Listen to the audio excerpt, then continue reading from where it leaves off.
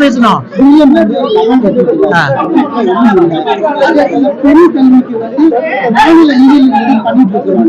மணிப்பூர்ல மாநில முதலமைச்சர் ராஜினாமா பண்ணியிருக்கிறாங்க. அது 203 பேர் பலியாகிருக்காங்க. ஆனா இது ஒன்றிய அரசோட இது திட்டத்தினாலதான் அவர் இது பண்ணியிருக்காங்கன்னு சொல்லி ஒரு 4 சொல்லியிருக்காரு.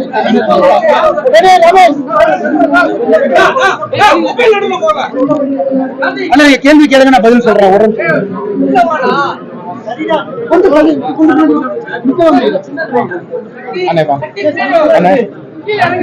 நம்ம தலைவர் மாவட்ட தலைவர் சந்திரசேகரன் பாருங்க. வசந்தராஜனா வாங்க, வசந்தராஜனா வாங்க.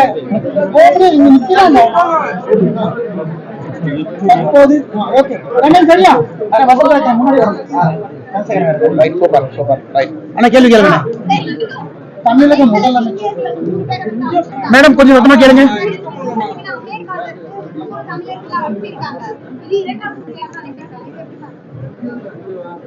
அதாவது அமெரிக்காவை பொறுத்த வரைக்கும் ட்ரம்ப் அவர்கள் ஒரு விஷயத்தை சொல்லி மக்களுடைய ஆதரவை பெற்று இன்னைக்கு அமெரிக்காவுடைய அதிபரா 2வது முறை வந்திருக்கிறாங்க. மேக் அமெரிக்கா கிரேட் அகெயின், மாகா அப்படின்னு அவங்க பேசுறாங்க. இன்னைக்கு அமெரிக்கால மட்டுமே 2.9 மில்லியன் 29 லட்சம் இந்தியர்கள் அங்க இருக்கிறாங்க. அதே நேரத்தில் அமெரிக்க அரசு தெரிவிக்கின்ற கருத்துப்படி 7,50,000 பேர் அன்டாக்குமெண்டட் இமிகிரன்ட்ஸ், அதாவது ஏலியன்ஸ் இருக்கிறாங்க. அவங்க குறிப்பா ஜனவரி 19ஆம் தேதியை ஒட்டி, ஏன்னா பிரசிடென்ட் ட்ரம்ப் அவங்களோட இனாகிரேஷன் அந்த பகுதியில் வந்துச்சு. அதுக்கு முன்னாடி நிறைய பேர் அந்த நாட்டுக்குள்ள அமெரிக்காவினுடைய பக்கத்து நாடாக இருக்கக்கூடிய மெக்சிகோ பார்டர்ல இருந்து உள்ள என்டர் ஆகிறாங்க. லார்ஜஸ்ட் ஸ்கேல்ல போறாங்க. இதற்கு முன்பு விமானத்தில் அமிர்தசருக்கு வந்த அந்த முதல் பிளேன்ல பாத்தீங்கன்னா நம்முடைய இந்திய சொந்தங்கள் எல்லாமே அந்த குறுகிய காலகட்டத்தில் அமெரிக்காவுக்குள்ள போகணும்னு முயற்சி பண்ணாங்க. அவங்க எல்லாம் அந்த டெம்பரரி கேம்ப்ல வைக்கப்பட்டிருந்தாங்க. டெம்பரரி கேம்ப்ல அவங்க அந்த குறுகிய காலகட்டம், ஜனவரி முதல் வாரம், ஜனவரி 2வது வாரம், ஜனவரி 19க்குள்ள அமெரிக்காக்குள்ள போகணும். அவங்க எல்லாருமே ஒரு டிபோர்டேஷன் கேம்ப்ல இருந்து நேரா டிபோர்ட் ஆயிட்டாங்க. இதுல அது ஒரு கருத்து என்னன்னா, அமெரிக்காவினுடைய சட்டத்திட்டங்கள் படி மிலிட்டரி பிளேன்ல ஏத்தி நம்முடைய நாட்டுக்கு அனுப்பி இருக்கிறாங்க. இது ஒரு பக்கம். இன்னைக்கு 2வது முறை 2வது பிளேன். ஏன்னா அவங்க எல்லாமே கிட்டத்தட்ட ஜனவரி மாசத்திலிருந்து உள்ள போக முயற்சி பண்ணவங்க. அதைத்தான் நேற்று மோடி அவர்கள் ட்ரம்ப் அவர்களோடு பேசும்போது தெல்ல தெளிவா சொன்னாங்க. நானும் ட்ரம்ப் அவர்களும் இணைந்து இந்த குளோபல் டிராபிகிங் நெட்வொர்க், உலகத்துல டாங்கி ரூட் அப்படின்னு ஒரு ரூட் இருக்கு. உதாரணத்துக்கு இந்தியா பஞ்சாப்ல இருந்து போகணும்னா அந்த டாங்கி ரூட்ல அப்படியே யூரோப்ல போய் அங்க போய் மெக்சிகோல போய் போறது. இவர்கள் தான் அதிகமா இதுல சம்பாதிக்கிறாங்க. இவங்க எல்லாம் பாவம், சொத்தை வித்து, அப்பா அம்மாவோட பணத்தை நகையெல்லாம் வித்து ஒரு நல்ல கனவுகளோடு அமெரிக்காவுக்கு போறாங்க. தவறு இந்த டிராபிகிங் நெட்வொர்க்கை உடைக்கணும். ஆனால் நானும் ட்ரம்ப் அவர்களும் இணைந்து இந்த குளோபல் ஹியூமன் டிராபிகிங் நெட்வொர்க்கை தகர்த்தெறிந்து விடுவோம் அப்படின்னு இருக்காங்க. ஆனால் நாம் புரிந்து கொள்ள வேண்டும், இது அமெரிக்க அரசு எடுக்கக்கூடிய முடிவு. அதுக்கு எல்லா நாடும் கட்டுப்படுறாங்க. உதாரணத்துக்கு மெக்சிகோ பாத்தீங்கன்னா 80,000 பார்டர் பேட்ரோல் ஏஜென்ட் பார்டர்ல போட்டிருக்காங்க. இல்லாட்டி மெக்சிகோக்கு 25% வரி போட்டுருவேன், கனடாக்கு 25% வரி போட்டுருவேன் அப்படின்னு சொல்றாங்க. ஆனால் இதுல நம்முடைய இந்திய அரசு, ஜெய்சங்கர் ஐயா பாராளுமன்றத்தில் தெளிவா பேசி இருக்கிறாங்க. மனிதாபிமான அடிப்படையில இந்தியாவுக்குள்ள வரக்கூடிய எல்லோருக்கும் மனிதாபிமான அடிப்படையில் அரசு என்ன உதவி செய்ய முடியுமோ அதை கண்டிப்பா செய்வோம். அதே நேரத்தில் இந்த டாங்கி ரூட்டை பயன்படுத்தி, இல்லீகல் ரூட்ல பயன்படுத்தி கஷ்டப்பட்டு சம்பாதிச்ச பணத்தை, பொருளை இழந்து அங்க அமெரிக்கால போய் நம்முடைய இளைஞர்கள், சகோதரிகள் யாரும் மாட்டிக்கொள்ள கூடாது அப்படின்னு நம்ம சொல்லியிருக்கோம். அதுதான் அந்த கான்டெக்ஸ்ட் சொல்றேன். ஏன்னா எதிர்கட்சி நண்பர்கள் எதோ பேசுறாங்க. 7,50,000 பேர் அன்டாக்குமெண்டட் இல்லீகலா இருக்கிறாங்க. அதுக்கு சிஸ்டம் இருக்கு. அவங்களை வெளியே கொண்டு வரணும், கோர்ட் டிபோர்ட் பண்ண. பட் இன்னைக்கு வர்றவங்க எல்லாமே சமீப காலமாக ட்ரம்ப் அவர்கள் அதிபராக பதவி ஏற்பதற்கு முன்பு அமெரிக்காவுக்குள்ள போறதுக்கு கடந்த 2 மாதங்களாக முயற்சி பண்ணி பார்டர்ல இருக்கக்கூடிய டிபோர்டேஷன் சென்டர்ல இருந்தவங்க இன்னைக்கு திரும்பி வந்து கொண்டிருக்கிறாங்க. தமிழக முதலமைச்சர் பட்ஜெட்ல தமிழகத்துக்கு எதுவுமே நிதி ஒதுக்கல. முதலமைச்சர் அவர்கள் ஒரு விஷயத்தை புரிந்து கொள்ள வேண்டும். பட்ஜெட்டை பொறுத்த வரைக்கும் நேரடி நிதி பகிர்வு, அது நேரடியா டெவல்யூஷன் கிராண்ட்ல அமௌண்ட் வந்துருது. அது எல்லோருக்கும் வெளிப்படையா தெரியும். இன்னைக்கு தமிழகத்தை பொறுத்த வரைக்கும் கிட்டத்தட்ட எல்லா ஸ்கீமுமே சென்ட்ரல் கவர்மெண்ட் ரன் பண்ற ஸ்கீம். முதியோர் உதவி தொகை மத்திய அரசு நடத்துறது, ஏழைகளுக்கான வீட்டு திட்டம் மத்திய அரசு நடத்துறது, விவசாயிகளுக்கு கொடுக்கக்கூடிய கிசான் சம்மான் நிதி மத்திய அரசு நடத்துறது. இது போன்ற ஆயிரக்கணக்கான லட்சக்கணக்கான கோடிக்கணக்கான பயனாளிகள் ஒரு திட்டத்தில் பயன்படுறாங்க. முத்ரா கடன் திட்டம் பயனாளிகள்.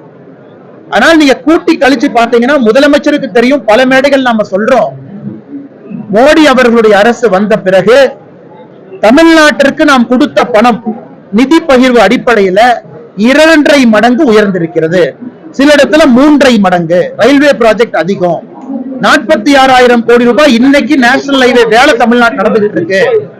விமான நிலையம், துறைமுகத்திலிருந்து இவ்வளவு வேலைகள். அதனால எந்த அடிப்படையில மாண்புமிகு முதலமைச்சர் ஐயா ஸ்டாலின் அவர்கள் எந்த அடிப்படையில பட்ஜெட்ல தமிழ்நாட்டுக்கு எதுவுமே இல்லைங்கிறாங்க?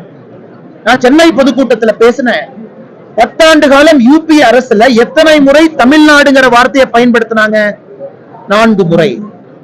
தமிழ்நாடு அப்ப 6 முறை தமிழ்நாடு என்கின்ற வார்த்தை பட்ஜெட்லயே இல்ல. அந்த 4 முறை பயன்படுத்தியதுக்கு 8,800 கோடி ரூபாய் வந்துச்சு. தமிழ்நாடு ஒரு ஸ்பெஷல் ஸ்கீம். நாம எத்தனை முறை பயன்படுத்தி இருக்கோம்? 10 ஆண்டுகள்ல 4 முறை பயன்படுத்தி இருக்கோம். 11 ஆண்டுகள், 11வது பட்ஜெட் நாம 1,60,000 கோடி கொடுத்திருக்கோம். அதாவது ஸ்பெஷல் ஸ்கீம் தமிழ்நாடு. எல்லா மாநிலத்திற்கும் எல்லா வருடமும் ஸ்பெஷல் ஸ்கீம் வராது. நமக்கு 2021-22 மிகப்பெரிய அளவுல 1,20,000 கோடி ஒரே ஆண்டுல நேஷனல் ஹைவேக்கு வந்துச்சு. போன ஆண்டு ஆந்திரா கொடுத்திருக்காங்க, இந்த ஆண்டு பீகார் கொடுத்திருக்காங்க. ஸ்பெஷல் ஸ்கீம் தமிழ்நாட்டுக்கு வந்திருக்கு. எப்படி குடியரசு தின அணிவகுப்புல எல்லா மாநில ஊர்திகளும் எல்லா ஆண்டும் கலந்து கொள்ள முடியாதோ அது மாதிரி ஸ்பெஷல் ஸ்கீம் போகுது. அதை வச்சு முதலமைச்சரை அரசியல் பண்ணணும். முதலமைச்சர் வெள்ளை அறிக்கை வெளியிட தயாரா? நான் கேட்கிற ஒரே கேள்வி.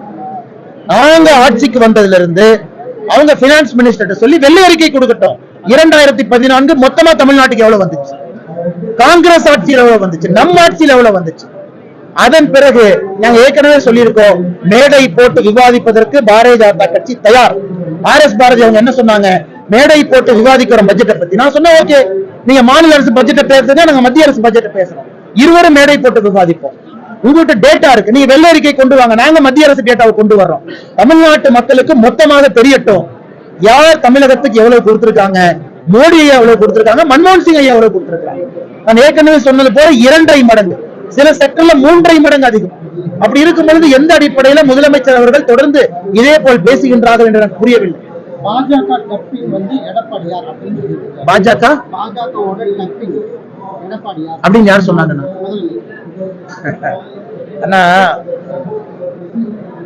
முதலமைச்சருக்கு தான் இன்னைக்கு டப்பிங் தேவைப்படுது. அவருக்கு டப்பிங் தேவைப்படுது.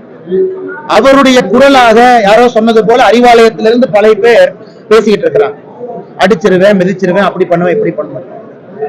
முதலமைச்சருக்கு டப்பிங் தேவைப்படுகிறது. பாரதிய ஜனதா கட்சிக்கு எங்கேயும் டப்பிங் இல்ல. பாரத பிரதமர் நரேந்திர மோடி அவர்கள் அமெரிக்கா போனா சிவப்பு கம்பள வரவேற்பு. பிளேயர் ஹவுஸ்ல தங்குறார், ஒயிட் ஹவுஸ் ஒட்டி. அந்த ட்ரம்ப் சொல்றாரு, என்னை விட மிகச்சிறந்த ஒரு ட்ரேட் நெகோசியேட்டர் மோடி. பிரான்ஸ் சிவப்பு கம்பள வரவேற்பு. கோச்சர் AI சமிட். இதெல்லாம் முதலமைச்சர் கொஞ்சம் டிவி ஆன் பண்ணி ஸ்டாலின் ஐயா கொஞ்சம் வால்யூம் வச்சு பார்க்கணும்.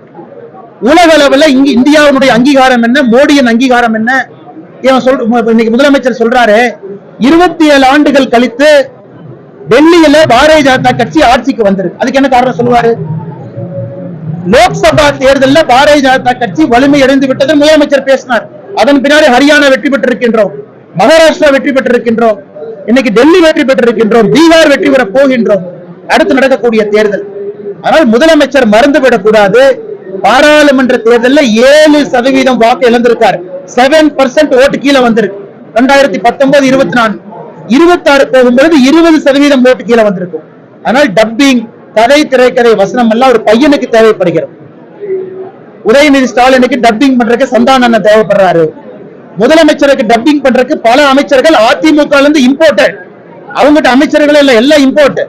நேத்து பார்த்தேன் தோப்பு வெங்கடாச்சலனுக்கு ஒரு பதவி, இங்க பார்த்தேன் அவருக்கு ஒரு பதவி, எல்லாம் இம்போர்ட்டடுக்கு பதவி கொடுத்துட்டு இருக்காங்க. காரணம், திமுக சக்தி இல்லை என்பதை முதலமைச்சரை ஒத்துக்கிறாரா? 35 அமைச்சர்கள் 13 பேர் அதிமுக இருந்து வந்திருக்காங்க. ஆனால் டப்பிங் எங்களுக்கு தேவைப்படல. அதிமுகவிலிருந்து திமுகவுக்கு வந்தவர்கள் தான் முதலமைச்சருக்கு டப்பிங் பண்ணிட்டு இருக்காங்க. எங்களுக்கு தேவையில்லைங்க. பெண்கள்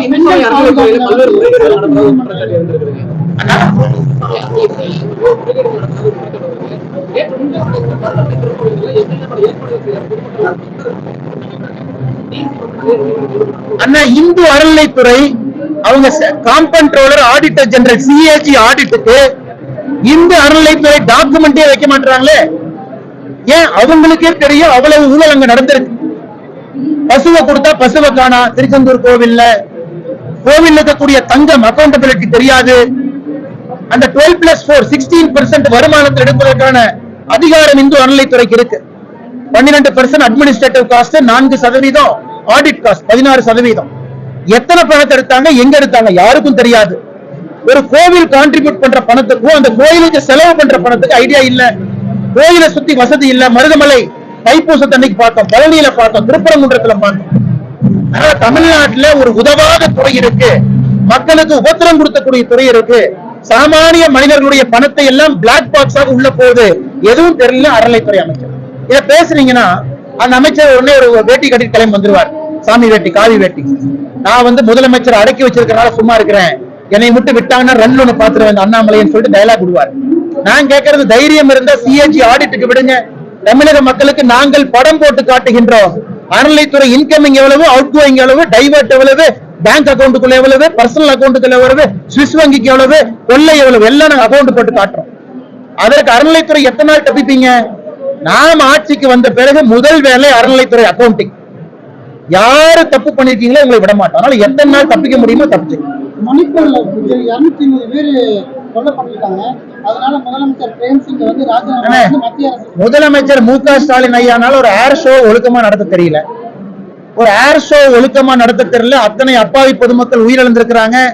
இவர் மணிப்பூர் பாலிடிக்ஸ் பத்தி முதலமைச்சர் சொல்லிட்டு இருக்கார். சென்னையில மைய பகுதியில ஏர் ஷோ நடக்குதுன்னு தெரிஞ்சு விமான சாகசங்கள் பண்ணி பெங்களூர்ல ஏர் ஷோ நடத்துறாங்க. போய் பார்த்து சொல்லுங்க. பெங்களூர்ல போய் முதலமைச்சர் உதயநிதி ஸ்டாலின் அனுப்பி பெங்களூர்ல எப்படி ஏர் ஷோ நடத்துறாங்கன்னு பாருங்க. லட்சக்கணக்கான மக்கள் தினமும் நடக்குது, ஒரு பிரச்சனை இல்லாம நடந்து கொண்டிருக்கிறது. ஏன்னா அப்கோர்ஸ் சென்ட்ரல் கவர்மெண்ட் டைரக்டா நடத்துறாங்க, சென்ட்ரல் கவர்மெண்ட் ஃபெசிலிட்டிக்குள்ள நடக்குது, ஏர்போர்ட்டை ஒட்டி நடக்குது, அது வேற.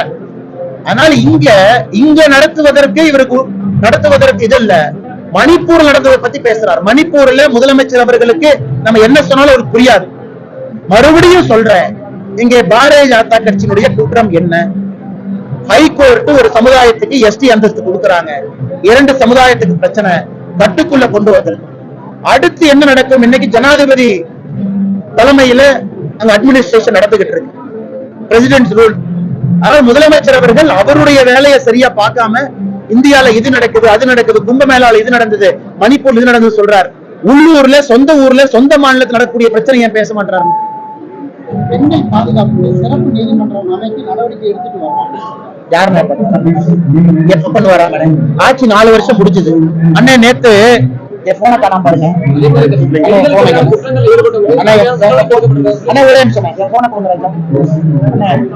ஐயா ஏடிஜி லா அண்ட் ஆர்டர் சுற்றறிக்கை வெளியிட்டு இருக்காரு. அவர் பேர் டேவிட்சன் தேவாசிர்வாதம் ஐயா. என்ன சுற்றறிக்கையில போட்டிருக்காருன்னா, தமிழ்நாட்டிலே பெண்களுக்கு எதிராக, குழந்தைகளுக்கு எதிராக குற்றம் அதிகரிச்சிருக்கு. சர்டிபிகேட் யாருன்னு ஏடிஜி லா அண்ட் ஆர்டர் சுற்றறிக்கை காட்டுறேன் பாருங்க. மாநிலத்தினுடைய ஏடிஜி லா அண்ட் ஆர்டர் ஒத்துக்கிறாரு.